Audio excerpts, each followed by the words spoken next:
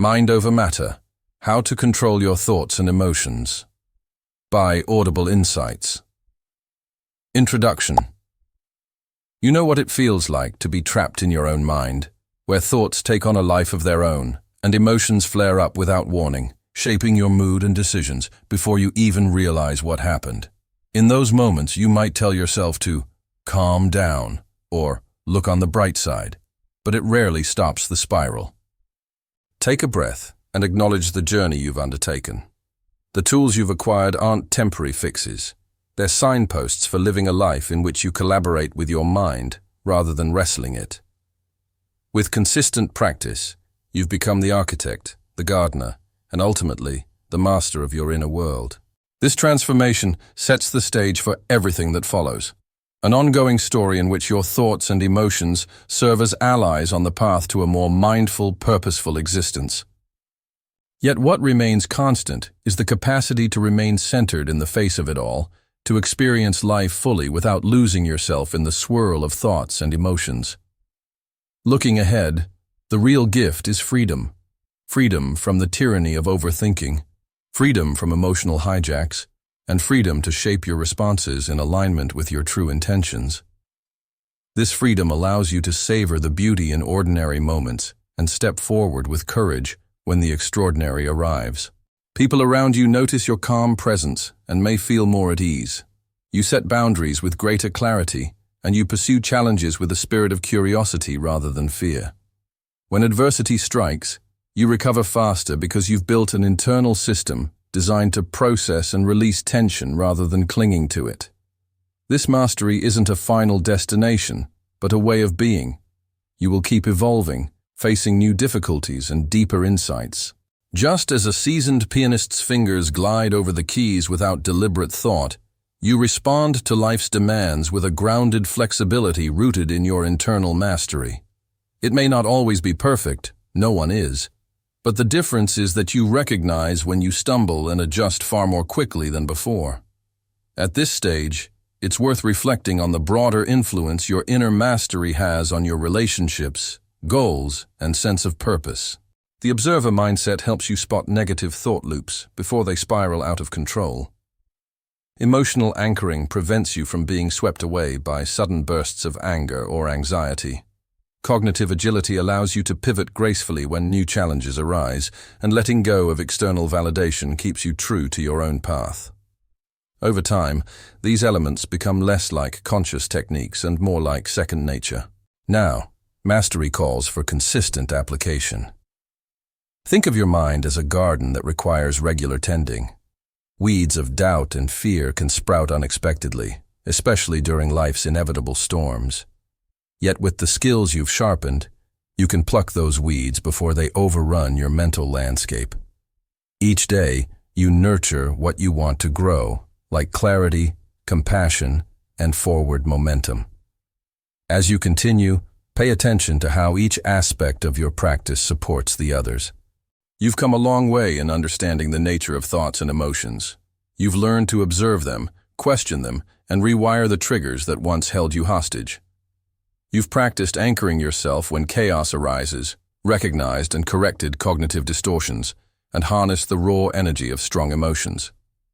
Each of these steps has been a puzzle piece, forming a new internal architecture designed for resilience, self-awareness, and intentional living. Imagine gazing into a mirror and seeing not just your reflection, but the culmination of the internal shifts you've made. An observer who no longer identifies with every thought, a calm anchor in turbulent emotional waters, a flexible yet grounded spirit ready for life's twists and turns.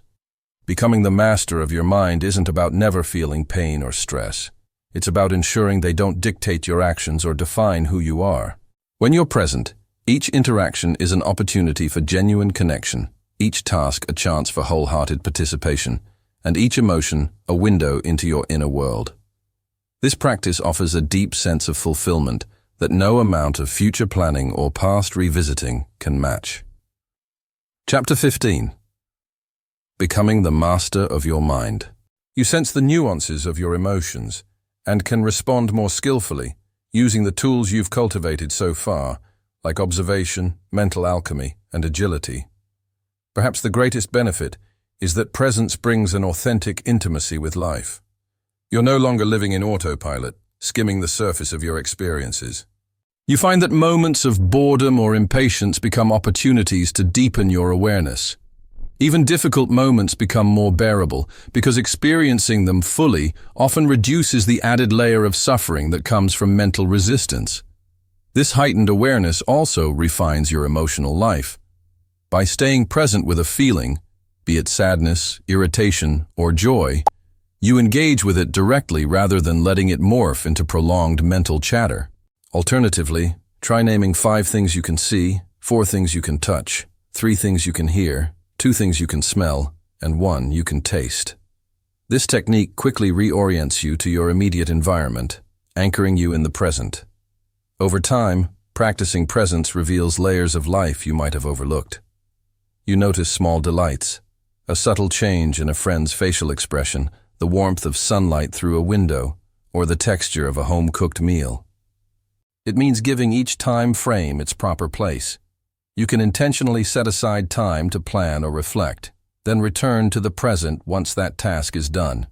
This strategy prevents mental drift from seeping into moments where it's unhelpful, like when you should be listening to a loved one or savoring a well-deserved break. It helps to have a grounding technique for especially restless moments. You might focus on your breath, feeling it flow in and out. You might find yourself replaying an old argument or picturing the worst outcome of an upcoming event. While it's natural to plan or reflect, the question is whether such thinking serves you at that moment. If you're caught in endless loops of regret or speculation, you're sacrificing the fullness of now for a hypothetical scenario that either already ended or hasn't arrived.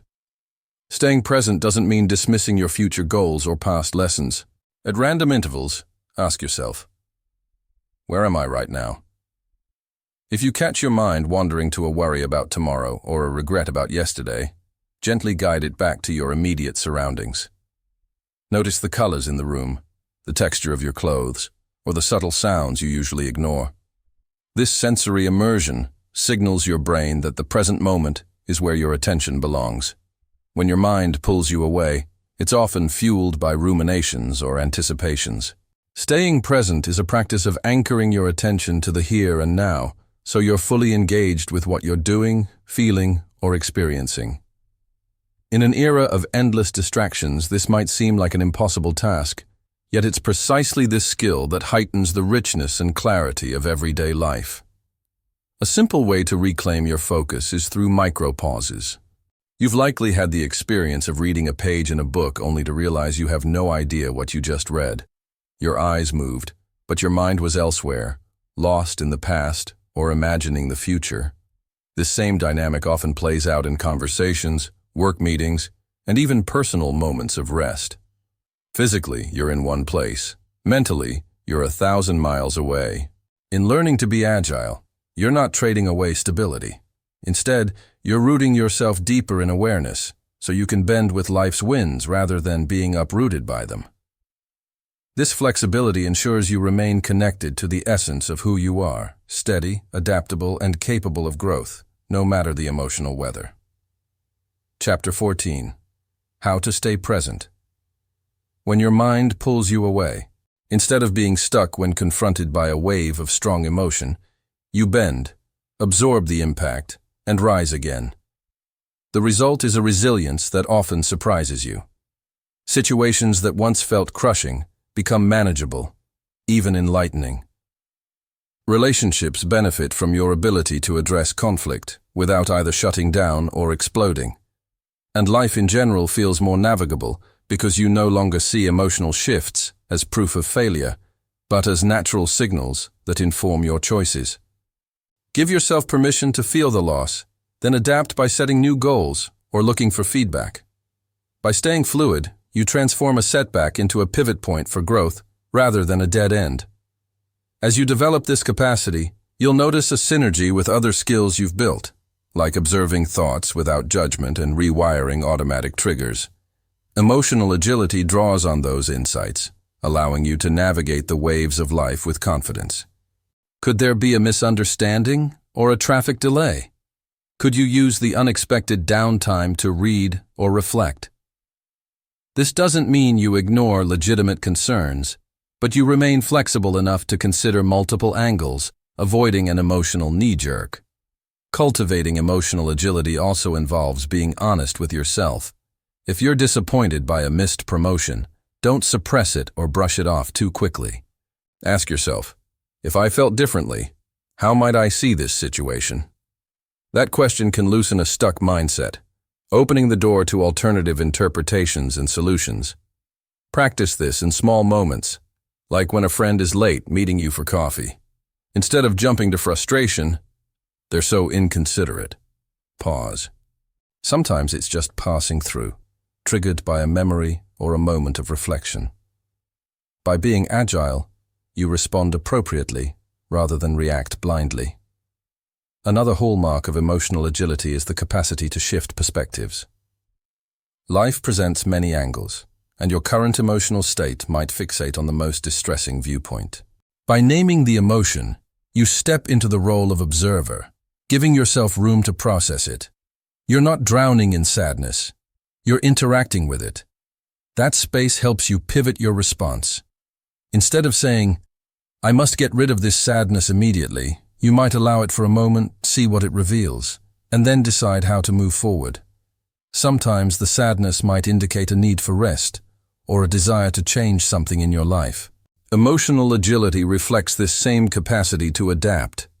Rather than remaining rigid in the face of life's challenges, you allow your emotions to flow, move, and change while maintaining your core stability. Many of us fall into emotional rigidity. When disappointment hits, we label it bad and try to banish it as quickly as possible. If we feel anxious, we might clamp down, forcing ourselves to appear calm on the outside. Over time, this rigidity can cause internal stress, like a tree resisting every wind until it eventually snaps. Emotional agility, on the other hand, sees these feelings as part of life's weather, capable of shifting and eventually passing. Agility starts with recognizing that emotions are transient. No matter how intense, they ebb and flow if you let them. When you feel sad, you can say, "Sadness is here, and it's telling me something." You learn that your inherent value isn't up for debate, and you don't need a round of applause to confirm it. With that realization, you become more confident in your decisions and more at peace with who you are, an outcome that no amount of external praise could ever replicate. Chapter 13. The Power of Emotional Agility. Imagine a tall, sturdy tree bending in the wind. Its trunk and branches shift, adjusting to the pressure of the gusts, yet it stands firm in its roots. Letting go of the need for validation doesn't mean you live in isolation or disregard feedback entirely. Constructive input from others remains valuable, especially when it aids growth. The difference is that you weigh others' opinions with discernment rather than treating them as the ultimate verdict on your worth. You're not chasing approval. You're open to insights that can help you evolve. Ultimately, releasing the need for external validation paves the way for deeper self-respect. Over time, you gain confidence as you see that genuine expression fosters more meaningful connections than people-pleasing ever did. By relying less on external approval, you also free others from the burden of constantly affirming you. This liberation can lead to healthier, more balanced relationships. People sense your self-assuredness and may feel more comfortable being authentic around you. Your conversations become less about posturing and more about genuine exchange. Give yourself time to adjust. Eventually, the space once filled by external validation becomes an opportunity to learn who you are without the applause. In social situations, consider speaking up with your honest viewpoint, even if it's slightly different from what you think others expect. Notice the tension that arises. On one level, you may fear rejection. On another, you're stepping into authenticity. Write down your thoughts, list daily achievements, or explore creative ideas without the intention of sharing. This simple act reclaims your inner authority. You're validating yourself by honoring your feelings, perspectives, and accomplishments for their own sake. As you shift your focus from external praise to inner fulfillment, you might experience an unsettling sense of emptiness at first. When you stop chasing those hits of admiration, it can feel like you're losing something crucial. Ask yourself, would I do this or say this if nobody ever noticed? If the answer is no, you're likely making decisions based on external feedback rather than authentic desire. This single question shines a light on the many ways you might be performing rather than living. Another effective approach is to cultivate a private form of self-acknowledgement. Keep a journal or a personal project that nobody else sees or evaluates. For one, you forfeit genuine self-expression. Instead of voicing your real thoughts, you tailor them to be acceptable or pleasing. Another cost is emotional volatility. When approval is high, your self-esteem soars. When it's lacking, self-doubt and anxiety set in. This roller coaster can be exhausting, leaving little room for stable self-confidence. To break the cycle, practice noticing when you crave praise and question where that craving comes from. Early in life, you might have been rewarded for good grades, good manners, or athletic achievements. Over time, the reward system becomes internalized, and you start equating external praise with personal worth. This association, however, can be detrimental when it's taken too far. You find yourself performing for an audience rather than living from an authentic sense of self. Letting go of the need for validation begins with recognizing its hidden costs. How often have you caught yourself glancing around, hoping someone would acknowledge your efforts or approve your choices? For many, the pursuit of external validation becomes a driving force, shaping how they speak, dress, and even think. Yet the more you chase the stamp of approval from others, the more elusive and addictive it becomes. You may receive praise, but the effect fades quickly, leaving you hungry for the next reassuring nod. It's easy to see why this cycle forms. I can adapt, but I cannot foresee everything. That acknowledgement might feel unsettling at first, but in the act of releasing the impossible quest for total control, you reclaim your power to act meaningfully in the present. Chapter 12. Letting go of the need for validation. This openness takes courage, but it also grants a profound freedom. The freedom from trying to micromanage reality and the freedom to respond with flexibility and grace. When you next find yourself consumed by the need for absolute certainty, maybe about a job interview, a medical test result, or a relationship outcome, step back and watch how the anxiety propels you into mental overdrive. Then remind yourself, I can prepare, but I cannot guarantee. It often precedes breakthroughs, whether in relationships, career shifts, or personal insights. As you practice making room for not knowing, notice the subtle transformation that occurs inside. Your body feels looser, your mind more spacious. You begin to realize that some of the best parts of life emerge precisely because you couldn't predict them. This act of grounding in the present can disrupt the chain reaction of anxious thoughts that project into a future you can't yet shape. Another helpful perspective is to see uncertainty as a catalyst for growth. In the absence of guaranteed outcomes, you're challenged to be creative, to develop resilience, and to remain open to unexpected opportunities. When you look back at moments in your life that led to significant change, there's a good chance many of them began with uncertainty. Over time, practicing this kind of self-talk rewires the habitual anxiety loop, opening space for flexible thinking and clearer problem-solving. Of course, learning to embrace uncertainty doesn't happen overnight. You might still catch yourself spiraling over potential outcomes. In those moments, bring yourself back to the present moment. Notice your surroundings, engage your 5 senses, and remind yourself that right now, in this very second, you are safe. Your efforts don't stop the surf, they only exhaust you. In the same way, attempting to barricade yourself against the unknown drains your emotional energy and amplifies stress.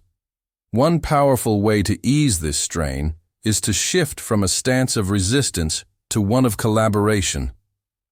Rather than treating uncertainty as the enemy, you learn to flow with it, trusting that even if you can't predict every twist, You can adapt when the time comes. Adapting doesn't mean you stop planning or preparing. It means you plan with the humility that things might unfold differently, and you can still respond effectively. This mindset has a calming effect on the body. When you say to yourself, "I may not know exactly what will happen, but I trust I can handle it," you give your nervous system permission to relax. You're effectively telling it that while danger might exist, you are not in imminent peril. Yet ironically, the more you fight to eliminate uncertainty, the more it dominates you. It becomes a restless hunger for absolute clarity that can never be satisfied. Consider the idea that uncertainty is not the problem itself. It's the friction created by resisting it. When you fixate on controlling every possibility, you're engaged in a losing battle with life's inherent fluidity. Imagine standing in the ocean, frantically trying to push back incoming waves. Yet this very attempt to outmaneuver the unknown feeds the anxiety it aims to quell. Instead of feeling prepared, you feel more trapped, tangled in a web of what-ifs. Notice that the fear of uncertainty isn't always about the actual events you dread. It's about not knowing how those events will come to pass. There's a gap between your desire for security and the unpredictable nature of reality, and this gap can feel paralyzing. How could you have harnessed that emotion differently? Maybe you could have channeled sadness into creating art, or funneled apprehension into carefully preparing for an upcoming event. This mental exercise trains your brain to see possibility in every feeling. Viewing emotions as energy fosters a profound sense of empowerment. When life's circumstances stir up strong feelings, you're not forced to endure them passively. You have a choice in where that energy goes. As you continue, you'll see how this awareness supports not only emotional homeostasis, but also a steady progression toward becoming the master of your own mind. Chapter 11. The fear of uncertainty. Uncertainty hangs over us at every turn. You might find yourself tossing and turning in bed, mentally preparing for contingencies that may never unfold. Your mind runs scenarios on loop, convinced it can predict and control every possible outcome. True emotional mastery channels these forces into constructive areas, aligning with your core values and promoting growth. Over time, you'll realize that no emotion is inherently bad. Each has a purpose, a message, and a unique type of energy. Joy and excitement are often welcomed because they feel pleasant, but even pain and frustration can be powerful catalysts for personal evolution when guided responsibly. Consider reflecting on a recent situation where you felt overwhelmed. Then, rather than labeling it solely as negative, you ask, "How can I use this energy?" If you're feeling restless or worried, perhaps that's a signal to organize your surroundings, work through a to-do list, or engage in a physical activity that grounds you. Crucially, the intention behind harnessing emotional energy matters. If you're motivated by retaliation, turning anger into vengeance, for instance, you might achieve a short-term rush at the cost of long-term well-being. By recognizing this, you can tap into that heightened awareness to prepare effectively for a presentation, a difficult conversation, or an important decision. Instead of spinning in anxious thoughts, you funnel the adrenaline into focused readiness.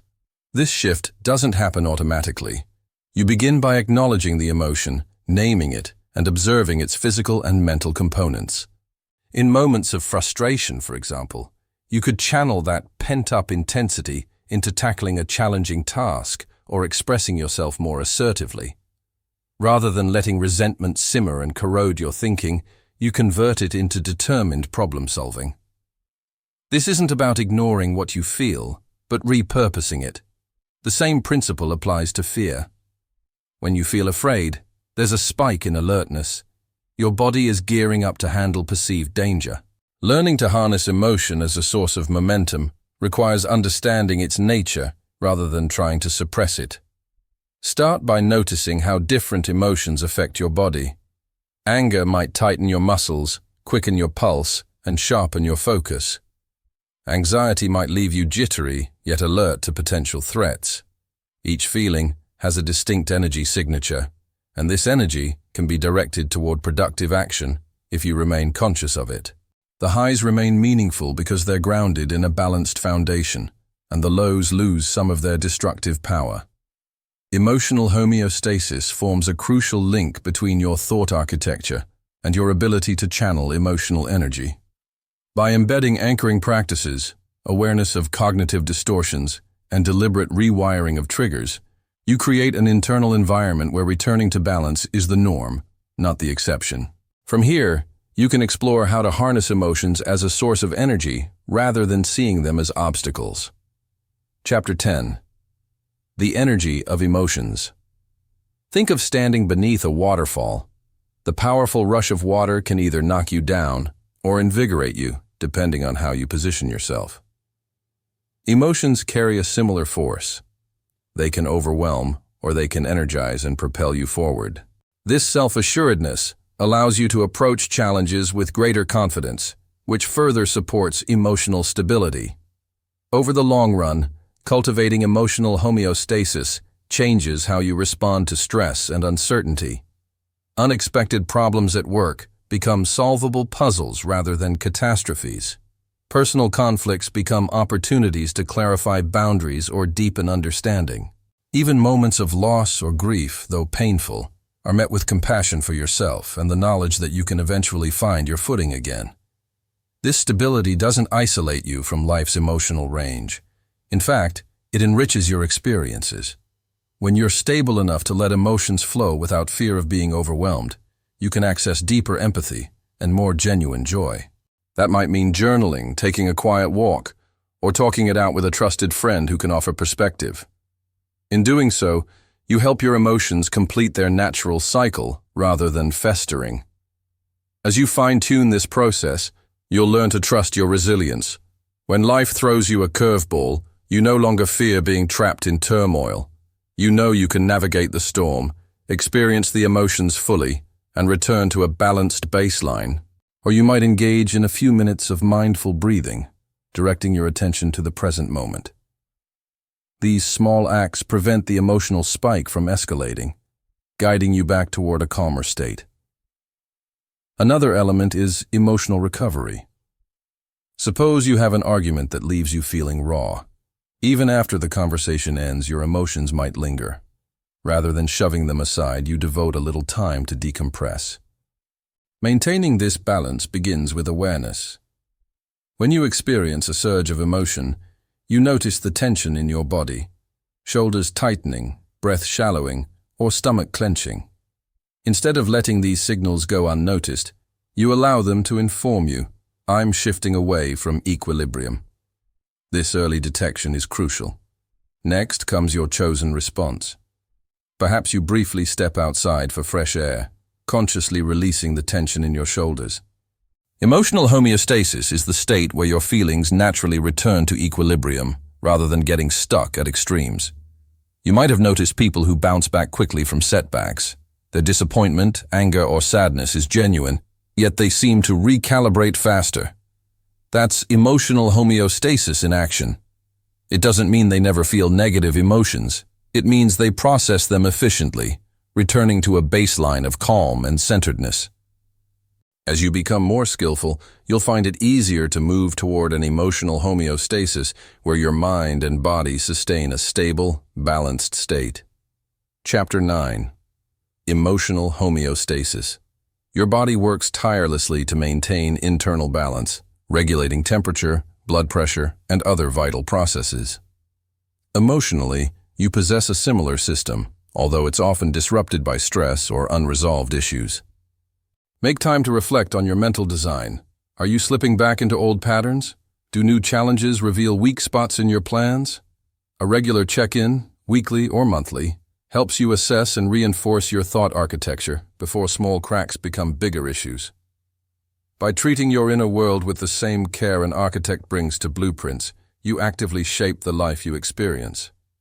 Moments that once felt chaotic now become opportunities to refine your design. Maybe you institute a rule for how you'll handle self-talk when you're tired or stressed, like gently reminding yourself, "I'm operating on low energy, so I might be more prone to negative thinking right now." An often overlooked aspect of architecture is maintenance. Even the most beautiful structure needs upkeep. The phrase, "I can handle this," replaces "I'm doomed." The question, "What can I learn here?" replaces, "Why does this always happen to me?" You experience the cumulative effect of these changes. Your mental building becomes a place of empowerment rather than anxiety. Thought architecture also involves adding supportive habits. Maybe you set aside a few minutes each morning to write down affirming statements, or to visualize yourself successfully navigating an upcoming challenge. You're not lying to yourself. You're choosing a frame that fosters growth. Implementation is where the real work happens. As soon as you notice an unhelpful thought loop beginning, you consciously replace it with your newly chosen narrative. This feels awkward at first, like a dancer trying out unfamiliar steps, but repetition solidifies the new pattern. Each time you practice, you're laying fresh neural pathways. Over time, these newly structured thoughts become the default. These loops feel ingrained, but they're actually mental structures you can remodel. Approach them like an architect renovating an old building. First, you examine what's there. Do these thought patterns serve a purpose, or are they leading you into worry and stress? Next, you draft the improvements. That might mean replacing a loop of self-criticism, "I always mess up," with a more constructive script. "I make mistakes, but I learn and adapt." Your mind works similarly, except most people let chance scribble the plans. Thought architecture is about becoming the deliberate designer of your inner landscape, deciding which mental patterns you want to build and reinforce. Begin by identifying your recurring thought loops. Perhaps you catch yourself ruminating on past conversations, replaying what you should have said. Or maybe you drift into negative speculation about the future, imagining worst-case scenarios. As you move forward, carry this awareness with you. Your mind can be your greatest ally, but only if you ensure it's not warping reality. By identifying and revising cognitive distortions, you're effectively cleaning the tinted glass, allowing yourself to see the world and your place in it more accurately. Chapter 8. Thought Architecture. Picture an architect at a drafting table, meticulously planning a building's layout. Every room, corridor, and window is designed with intention. Think about how powerful it would be to see yourself and others through a clearer lens. Mistakes become learning opportunities rather than fatal flaws. Conflicts become fixable misunderstandings rather than unbridgeable gulfs. This new viewpoint dovetails with everything you've explored so far: an observer mindset, rewired triggers, emotional anchoring, and paves the way for purposeful thought design. By acknowledging multiple outcomes, you reclaim some emotional breathing room. Over time, challenging distortions become second nature. You start to notice patterns. Maybe you often label yourself in negative terms, or repeatedly assume what others think. By catching and questioning these habits, you create a less skewed lens for interpreting life's events, which leads to more stable emotions and better decisions. You might fear that a small disagreement with a partner will lead to a breakup, or that a minor dip in sales numbers means the entire business is doomed. This mental filter amplifies anxiety, prompting rash decisions or unnecessary despair. Practice substituting catastrophic assumptions with measured possibilities. If your mind goes to the worst case, "I'll lose my job and never find another," balance it with a more realistic view. "It might be a tough quarter, but I'm capable of adapting." For instance, if your mind insists, "Nobody appreciates me at work," you'd note any times coworkers thanked you or praised you. By comparing the negative statement to the actual facts, you begin to break the hold of the distortion. Another filter worth examining is catastrophizing, where you imagine the worst possible outcome and treat it as imminent truth. When you catch yourself in a spiral, "I'll never be good enough," or "they hate me now," you can challenge that assumption. Is there another way to see this?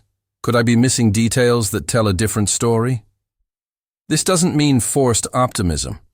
Rather, you're looking for a more balanced perspective. Sometimes it helps to write down the thought that's troubling you, then list evidence supporting it and evidence contradicting it. Another is mind reading. You sense a hint of impatience in a friend's text, Then decide they must be angry with you, though you have no clear evidence.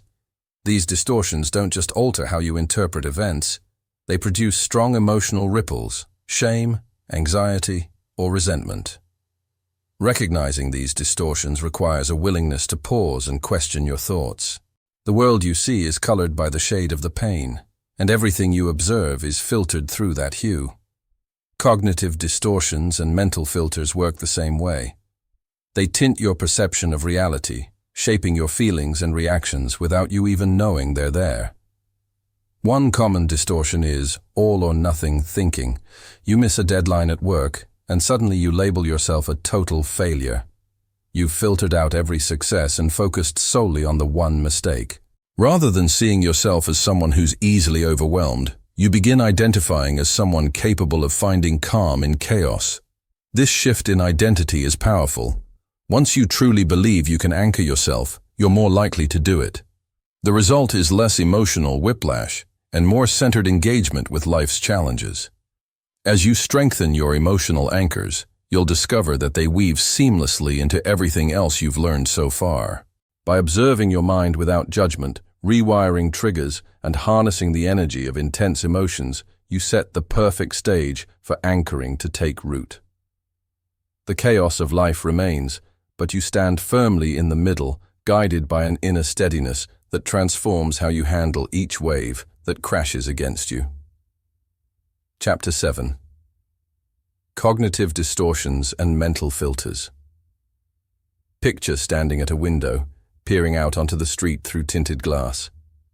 Each time you reflect on a situation in which you felt swept away by emotion, visualize how you could have anchored yourself. Walk through the mental steps you'd take, noticing the warning signs, racing thoughts, clenched fists, shaky voice, reminding yourself of the anchor, breath, imagery, a core value, and allowing that stable focus to guide your next move. Over the long term, this practice helps you develop a new self-concept. From that grounded stance, you can speak with more control. I'm feeling angry right now, but I also want to understand your perspective. You've anchored to your deeper intention of maintaining a healthy connection rather than letting raw emotion dictate your words. When first practicing anchoring, you might forget to use it in the heat of the moment. You may only remember afterward, wishing you'd paused before reacting. That's normal, and it's part of learning. Think of this value as a compass needle pointing you toward consistent, purposeful behavior, even when everything around you feels unsteady. Anchors don't eliminate problems. They allow you to face them with clarity. Suppose a conversation with a loved one grows heated and you sense yourself wanting to lash out.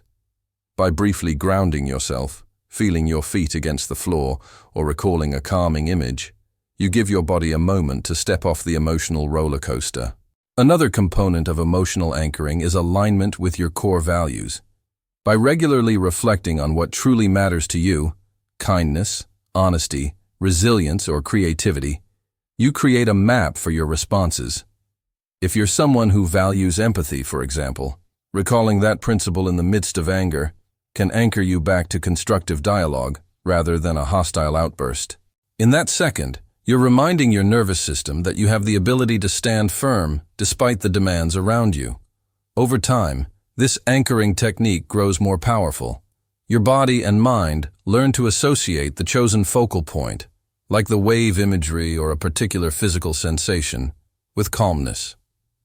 When you turn your focus there, the reflex to tighten and panic is counteracted by a new reflex, a practiced ease that you've been cultivating. This isn't escapism or denial. In fact, anchors work because they encourage you to acknowledge your present state without being submerged by it. Imagine you're overwhelmed at work. An urgent deadline looms, people need answers immediately, and your mind races. As you notice your heart rate climb, you make a conscious choice to pause. You close your eyes for a brief moment and focus on a deliberate, steady inhale, picturing each breath as a gentle wave rolling into shore. One way to establish such an anchor is to identify a sensation or visualization that's consistently calming or grounding. Some people use the feeling of their breath as it moves in and out. Others picture a peaceful landscape. The key is to choose something reliable, a focal point that's not tied to external circumstances and doesn't depend on anyone else's behavior. When tension spikes, you purposefully redirect your attention to that anchor, allowing it to stabilize you. In that chaos, it's all too easy to get swept along in the noise, losing any sense of inner calm. Life often feels the same way emotionally. Stress can rise unpredictably, pulling you into anxiety, anger, or overwhelm before you even realize it. Emotional anchoring is the practice of planting a steady point within yourself, so that no matter how loud or busy things get, you can return to a sense of equilibrium. By stepping out of automatic pilot, you pave the way for the deeper emotional resiliency we'll be examining next. Skills that ensure you don't just respond better in the short term, but reshape your entire relationship with stress and emotion in the long run. Chapter 6. Emotional Anchoring. Think of yourself standing in the middle of a bustling city. Traffic horns blare, crowds surge, and neon signs flash from every angle. Arguments would shift from heated yelling matches to more thoughtful exchanges. At work, misunderstandings could be addressed before they escalate. More importantly, you'd live with a sense of internal harmony, knowing you're not at the mercy of your impulses. Closing this chapter, consider how the space you cultivate in these brief moments is the same space where genuine change takes root. Even if you slip up sometimes, the mere intention to pause plants a seed that grows with practice. This space between thought and reaction isn't about suppressing emotions or becoming passive. It's about consciously choosing how you engage with what arises inside you.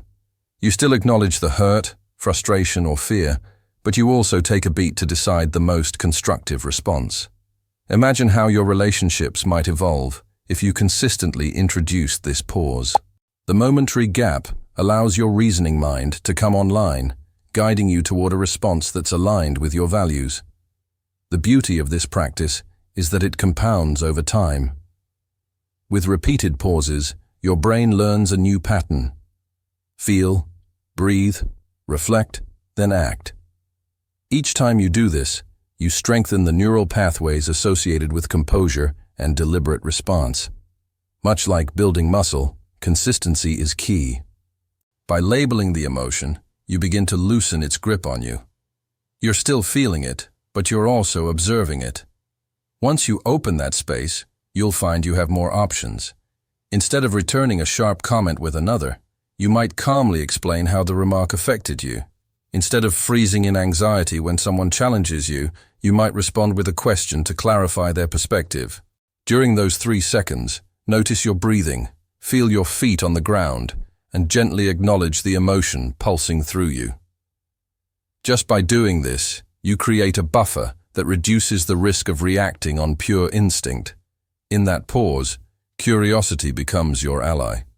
Ask yourself, what am I feeling right now, and why? It could be that your sudden anger is a shield against vulnerability, or that your quick sarcasm is a defense against feeling judged. A family member criticizes us, and we default to defensiveness. Over time, these automatic reactions become entrenched, leaving us feeling trapped in a loop of knee-jerk responses. Yet all it takes is a brief pause to disrupt the cycle. Consider a simple exercise. When you sense an emotional flare, whether it's irritation, anxiety, or sadness, deliberately count to 3 before saying or doing anything. Picture the instant a match ignites, a spark flares, and within a second, the flame is either snuffed out or spreads. The same principle applies to your mental world. Between the spark of a thought or emotion and your resulting reaction lies a critical moment, a space that determines whether you remain in command or become consumed by the blaze. In our daily rush, we often skip over this space. A coworker's curt reply stings, and we snap back. By practicing mental alchemy, you enter the next phase of growth, learning how to create space between a thought or emotion and your reaction. That space is where true power lies, where you have enough breathing room to choose transformation over impulsive release. In the next chapter, we'll explore that vital pause even more deeply, revealing how it can be expanded to give you unparalleled control over your responses. Chapter 5. the space between thought and reaction. This autonomy breaks the old pattern of feeling helpless when faced with internal storms. As you begin to see negative emotions as raw energy with potential, your inner world takes on a new vibrancy. Moments of fear become invitations to discover hidden courage. Feelings of frustration point to opportunities for problem solving. The negative transforms into a resource you can direct, rather than an obstacle you must suppress. The depth and beauty of life often emerge from shadows as well as light. Alchemy isn't about denying any aspect of our emotional range. It's about harnessing what emerges and giving it a new role. Notice how this approach underscores the power of choice. When a strong emotion arises, you decide if it will be destructive or transformative. While you can't always control the event that sparked the emotion, you can shape its next steps. When sadness washes over you, you can transform it by letting it deepen your empathy for yourself and others. That tenderness can strengthen relationships, fuel creative expression, or inspire meaningful changes in your life circumstances. By consciously choosing how to use the emotional energy, you practice mental alchemy. It's easy to assume we should banish negative feelings, but that's like trying to remove the darker tones from a painting. This quiet shift creates a space where you can channel the emotion rather than fight against it. Next, guide the emotional energy toward a clear intention. Suppose you're angry about being overlooked at work. Instead of lashing out or simmering in resentment, you could redirect that energy into reviewing your achievements and presenting them confidently. The emotional surge becomes fuel for assertive communication rather than a spiral of bitterness. This process also applies to sorrow. Fear is a potent force that can either paralyze you or sharpen your focus. Anger can be destructive if left unchecked, but it can also motivate you to address injustice or set healthier boundaries.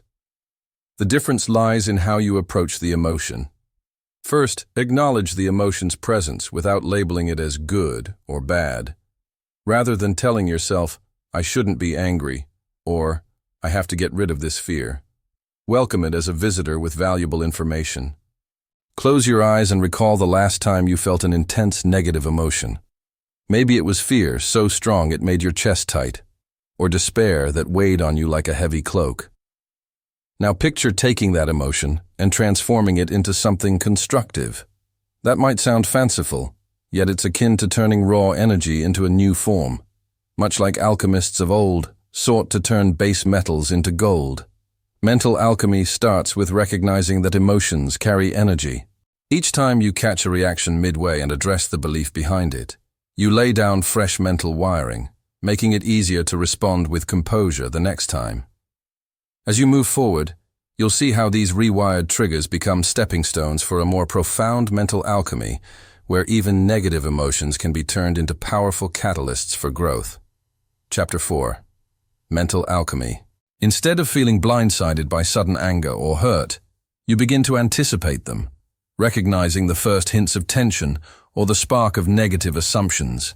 When that spark appears, you acknowledge it, trace it to its root, and consciously choose a more constructive way forward. Imagine the emotional freedom this can bring.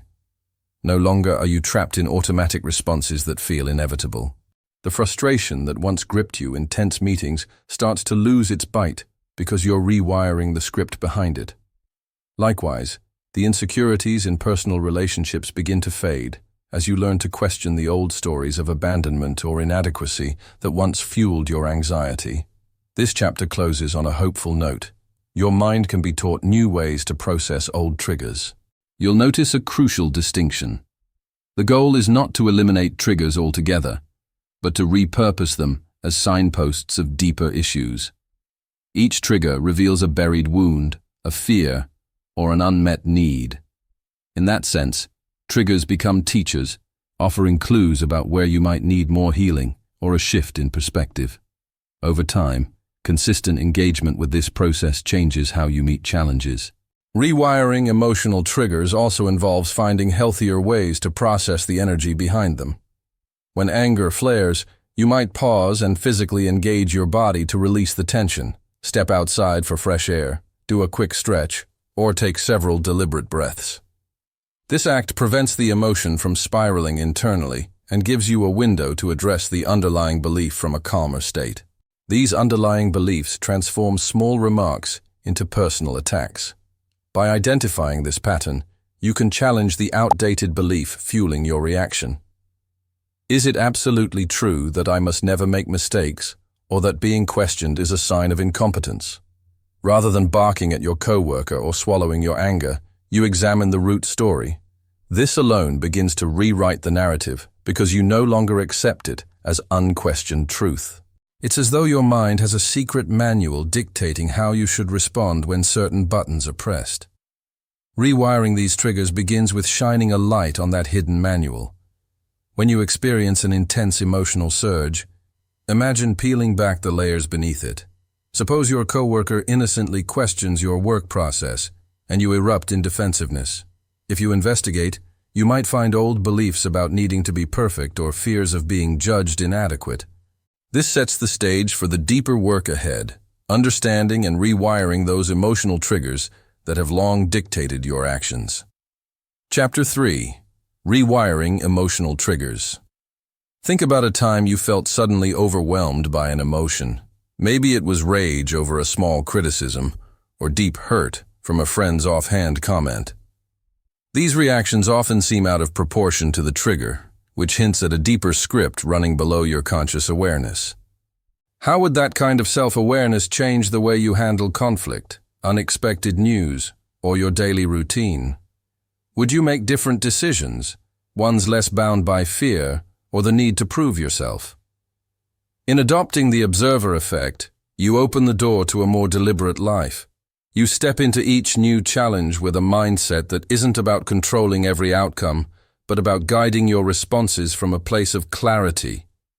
For instance, a harsh internal voice telling you you're not good enough begins to sound more like static than a siren of truth. This relief is profound because it undermines the old pattern of believing every narrative your mind constructs. Reflect on what it might mean for you to consistently watch your inner world. Picture yourself calmly noting the ebb and flow of emotions, the swirl of thoughts, and the flickers of old hurts. It doesn't mean you become numb to life's richness. On the contrary, by observing, you appreciate the nuanced layers of your inner experience. You can see that anger might be protecting a vulnerable part of you, or that sadness might be a signal to slow down and reflect. Observing enhances understanding, and with understanding comes freedom. As you practice being an observer, you might discover that certain thoughts lose their power to derail your entire day. As an observer, you have the chance to understand the root before the feeling spirals into impulsive action. Over time, this observer role becomes a safe vantage point. Instead of drowning in your own reactions, you watch them crest and fall like waves. One moment of anger or sadness no longer condemns you to a downward spiral. You realize you can stand outside the surge, gather information, and respond with more composure. This approach isn't a form of detachment in the cold sense. When you're an observer, you choose which train to board. If a particular thought leads you toward panic, you can decide to let it roll out of the station without you. Notice how this changes the dynamic. Rather than battling your mind, telling yourself you shouldn't think certain things, you become a patient witness. This is the essence of the observer effect. By stepping back to watch the mind, you alter the mind's influence on you. The more you practice, the clearer it becomes that thoughts and emotions are events in consciousness, not definitions of who you are. Try something concrete. When a strong emotion arises, let's say jealousy or irritation, pause and take one slow breath. In that breath, mentally say, "I'm noticing this feeling right now. It doesn't define me." Then, without forcing the emotion away, invite yourself to see what triggered it. Maybe it's a sense of insecurity or an old fear of abandonment. Close your eyes for a moment. Notice how thoughts flit across your awareness. Some thoughts stay longer, some seem fleeting, but each one vies for your attention. If you're like most people, you grab onto them automatically, becoming entangled without even realizing it. The act of observing, however, is a subtle yet revolutionary shift. Imagine you're standing in a busy train station, watching trains come and go. Your mind is like those trains. Each thought arrives, lingers, and then departs. When you stop trying to suppress every unwanted thought, you'll notice space opening up inside. In that space, options appear. You realize that the thought can float by without needing to hook your attention. If it's useful, you can engage with it. If it's harmful, you can let it drift away. This process is neither passive nor weak. It's the embodiment of true control, allowing your mind to function naturally while choosing how to respond. As this chapter closes, reflect on the cost of your old fight for control. The stress, the sense of guilt when you fail to stay perfectly positive, the frustration of feeling outmatched by your own thoughts. These can begin to lift when you accept that trying to micromanage every mental event is an illusion. By stepping into the role of an observer and gentle guide, you're laying a new foundation for authentic power. Chapter 2. The Observer Effect. Rather than attempting to rule over your mental world with absolute authority, imagine gently guiding your thoughts toward healthier ground. This might look like questioning the underlying assumptions. Is it really certain that things will go badly, or have I misread the situation before? Engaging these questions is not about bullying your mind into positivity, but about releasing the illusion that you must either dominate your thoughts or become their captive. Consider experimenting with this approach whenever anxiety flares up. Perhaps you find yourself fretting over an email you haven't received yet, convinced it holds bad news. Instead of insisting you just stop worrying, try acknowledging the anxiety like an observer. Anxiety is present. I don't know the future, but I see the worry arising. By narrating the experience this way, you subtly detach from the thought and the emotion fueling it. The first step is not to clamp down on your thoughts, but to see them for what they are. Mental patterns that come and go, rather than unshakable truths. When you catch yourself lost in repetitive worries or negative assumptions, quietly tell yourself, I notice I'm thinking these things. This simple practice acknowledges the presence of the thought without empowering it. The key is the shift from I am thinking to I notice I am thinking. But by the end, you will be equipped to not just handle life's pressures, but to shape your mental and emotional reality from a place of true mastery. Chapter 1. The Illusion of Control. There are moments when you catch yourself trying to wrestle your thoughts into submission, maybe by repeating mantras or forcing a smile when you're stressed. Yet no matter how many times you try to pull yourself together, your mind finds a way to slip back into self-doubt or anxiety. This battle suggests a fundamental misunderstanding. We don't control our inner world through brute force or sheer willpower. Think of the mind like an endless river. Sometimes you can place rocks to redirect the current, but trying to dam the flow completely only causes a more powerful surge elsewhere. When you label your thoughts as bad or try to dominate them, you create a hidden pressure that eventually bursts through in another form, whether it's restlessness, anger, or exhaustion. Rather than forcing positivity or silencing unpleasant feelings, you'll discover how to guide them with greater insight and intention. This isn't a quick fix. It's an invitation to tear down the walls you've built inside, to challenge long-standing beliefs that have kept you feeling powerless, and to integrate new ways of thinking and feeling so deeply that they become second nature. The path ahead requires honesty, courage, and a willingness to step beyond who you think you are. Instead, you'd experience a fundamental shift at your core, a change in how you relate to everything unfolding within you. Over the course of this journey, you will learn to observe your thoughts without mistaking them for absolute truths, to transform knee-jerk emotional reactions into deliberate responses, and to uncover the internal levers that allow you to steer your mental and emotional landscape. The deeper issue isn't about trying harder to be positive. It's about the frantic sense of helplessness when your own inner world seems determined to run the show. Imagine finding a new way forward, one where you're no longer a passenger on a runaway train of thoughts and emotions. You might still face stress and uncertainty, but you'd navigate them with a calm, grounded presence that feels entirely different from simply managing or coping.